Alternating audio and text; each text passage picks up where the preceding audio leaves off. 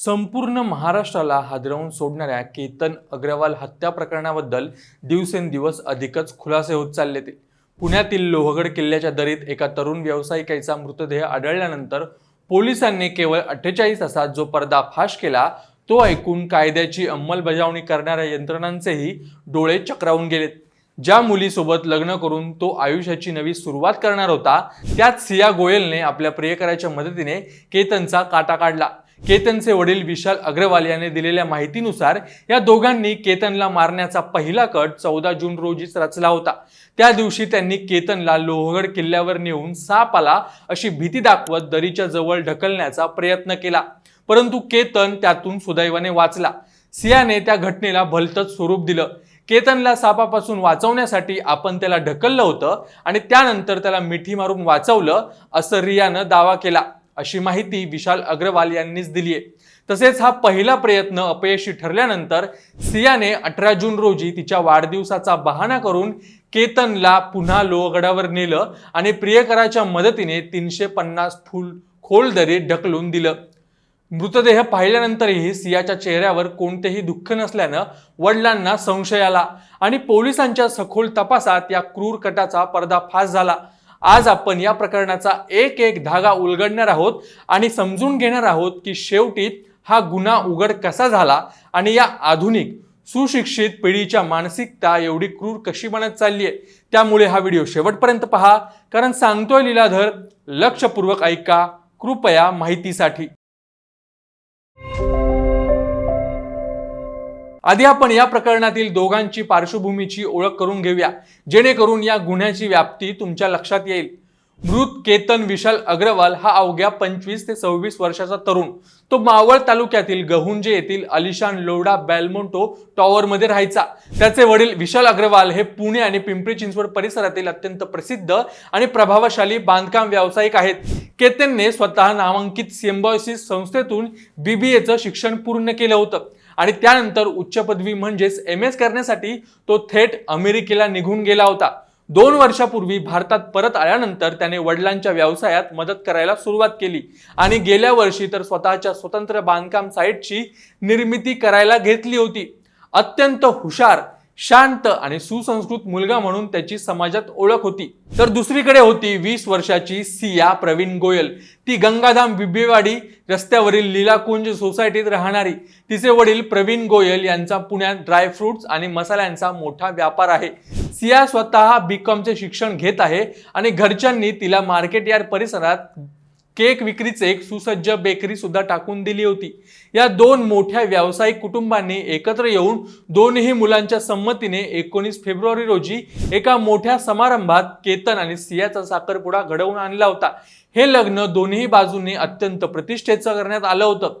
25 November रोजी राजस्थानच्या जयपूरमध्ये एका जगप्रसिद्ध पॅलेसमध्ये हा विवाह सोहळा पार पडणार होता।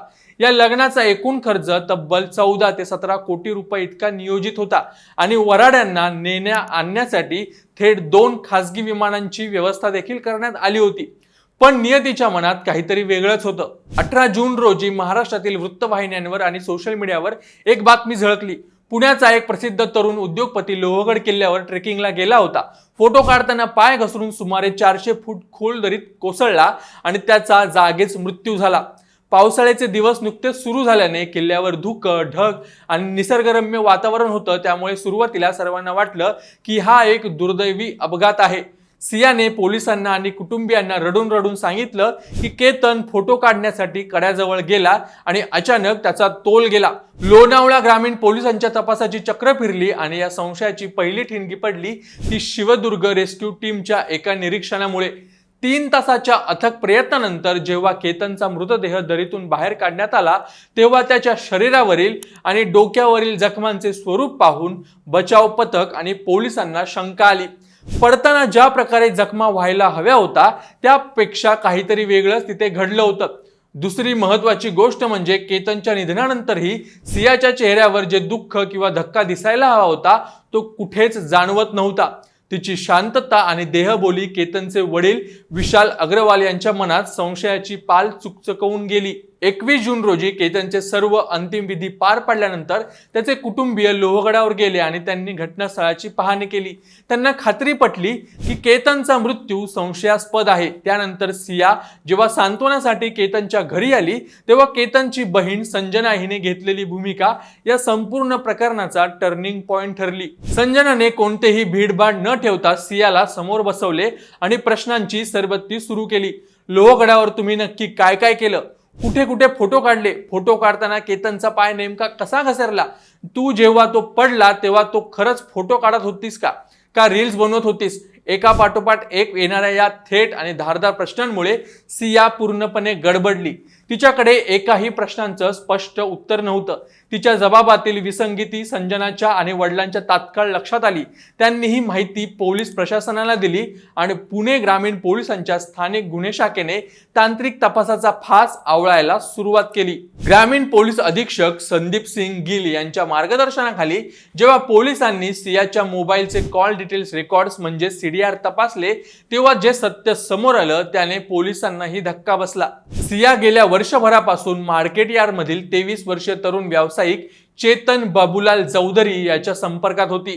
चेतन हा मार्केट यार्ड मध्ये आपल्या वडिलांचा ड्रायफ्रुट्स आणि किराणा ट्रेडर्सचा व्यवसाय सांभाळतो. तसंच तो एक उत्तम क्रिकेटर असून रणजी खेळण्याचं स्वप्न पाहत होता.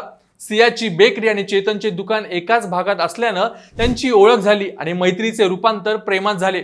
पोलिसांनी जेव्हा CDR तपासला तेव्हा उघड झालं गेल्या वर्षभरात सिया आणि चेतन यांच्यात तब्बल 2000 वेळा फोन कॉल झाले होते आणि त्यांनी 300हून अधिक तास एकमेकांशी संवाद साधला होता. साखरपुडा झाल्यानंतरही त्यांचे हे प्रेमसंबंध उघडपणे सुरूच होते. पण इथे एक मोठा पेच निर्माण झाला. 18 जूनच्या गुन्ह्याच्या दिवशी चेतन चौधरीचे मोबाईल लोकेशन लोहगड दाखवत नव्हते तर ते मार्केट यार्ड पुणे दाखवत होते. मग पोलिसांनी लोहगड किल्ल्यावरील आणि परिसरातील CCTV फुटेज अतिशय बारकाईने तपासले. त्या दिवशी कडक उन्हाळा आणि उकाडा असतानाही एक तरुण अंगात हुडी, डोक्यावर कॅप, मास्क आणि कानात हेडफोन घालून संशयास्पद रीतीने वावरत होता. फुटेजमध्ये पुढे असं दिसलं की तो तरुण दुरूनच सियाला हाताने काहीतरी खुणावत होता. पोलिसांनी विचार केला की जर हा तरुण चेतन असेल तर त्याचा फोन मार्केट यार्डमध्ये कसा? पोलिसांनी मग 18 जूनला चेतनच्या फोनवर आलेल्या कॉलची चौकशी केली. तेव्हा समजले की तो फोन चेतनच्या दुकानातील कामगार उचलत होता. चेतनने पोलिसांची दिशाभूल करण्यासाठी स्वतःचा मोबाईल पुण्यात दुकानातच ठेवला होता आणि आपल्या कामगारांचा मोबाईल घेऊन तो दुचाकीवरून लोहगड किल्ल्यावर पोहोचला होता. या कडक तांत्रिक पुराव्यांच्या आधारे 22 जूनच्या रात्री पोलिसांनी चेतन चौधरीला ताब्यात घेतलं आणि पोलिसी खाक्या दाखवताच त्याने आणि सियाने केलेल्या या क्रूर कटाचा संपूर्ण पर्दाफाश झाला. पोलिसांच्या अधिकृत कॉल डिटेल्स म्हणजे CDR नुसार 1 जानेवारी ते 18 जून या अवघ्या 5.5 महिन्यांच्या कालावधीत सिया आणि चेतन यांच्यात तब्बल 2004 फोन कॉल्स होते आणि त्यांनी 238 तास एकमेकांशी संभाषण केलं होतं. हा तांत्रिक पुरावा त्याचे कथित प्रेमसंबंध सिद्ध करण्यासाठी कोर्टात सर्वात महत्वाचा ठरणार आहे. सियाला केतन सोबत लग्न करायचं नव्हतं पण घरच्यांच्या दबावामुळे तिने साखरपुडा केला. मात्र केतनला आपल्या आयुष्यातून कायमचं संपवण्यासाठी तिने चेतनच्या मदतीने कट रचला. केतनचे वडील विशाल अग्रवाल यांनी दिलेल्या माहितीनुसार या दोघांनी केतनला मारण्याचा पहिला प्रयत्न 14 जून रोजीच केला होता. त्या दिवशी ते केतनला लोहगड किल्ल्यावर घेऊन गेले होते. तिथे अचानक साप आला अशी भीती दाखवून त्यांनी केतनला दरीच्या जवळ ढकलून देण्याचा प्रयत्न केला. पण सुदैवाने केतनचा तोल सावरला आणि तो वाचला. त्यावर सियाने कमालीचा अभिनय करत केतनला सांगितलं की तुला सापापासून वाचवण्यासाठी मी तुला बाजूला ढकललं आणि नंतर त्याला मिठी मारून रडण्याचं नाटक केलं. एवढंच नाही मित्रांनो, या दोघांनी 6 जून रोजी बालीला फिरायला जाण्याचा प्लॅन आखला होता. 4 जण एकत्र जाणार होते पण केतनचा काटा काढण्यासाठी सियाने केतनचा पासपोर्टच चोरून लपवून ठेवला. त्यामुळे विमानतळावर गेल्यानंतर पासपोर्ट न मिळाल्यानं बिचाऱ्या केतनला निराश होऊन परत यावं लागलं आणि सिया मात्र पुढे निघून गेली. हा सगळा कट केतनला एकटे पाडण्यासाठी आणि योग्य संधी शोधण्यासाठी अखेर 19 जून रोजी सियाचा वाढदिवस होता आणि त्या वाढदिवसाचे निमित्त साधून 18 जून रोजी तिने केतनला पुन्हा लोहगडच्या धोकादायक कड्यावर नेलं. तिथे चेतन चौधरी आधीच दबा धरून बसला होता. त्यांनी केतनला एका जड वस्तूने डोक्यात मारलं. त्यानंतर त्याला 350 फूट खोल दरीत फेकून दिलं. तुम्हाला काय वाटतं? आजच्या या तरुण पिढीमध्ये संवाद कमी झाल्यामुळे किंवा केवळ बाह्य सुखाच्या मागे लागल्यामुळे अशा गुन्हेगारी प्रवृत्ती वाढत आहेत का? अशा प्रकरणांमध्ये आरोपींना कोणती शिक्षा व्हायला हवी? तुमचे विचार खाली कमेंट्समध्ये नक्की सांगा आणि अशा सखोल विश्लेषणासाठी अभिजात मराठी विशेषला नक्की फॉलो आणि सबस्क्राईब करा.